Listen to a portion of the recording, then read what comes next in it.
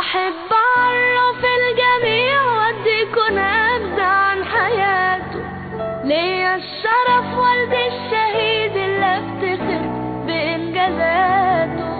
في عز ليله كان بينزل للدفاع عن كل شبر في الوطن، وباستماتة عرض حياته 1000 مرة للضياع. ما يستاهلش كره أبدا أو شماتة.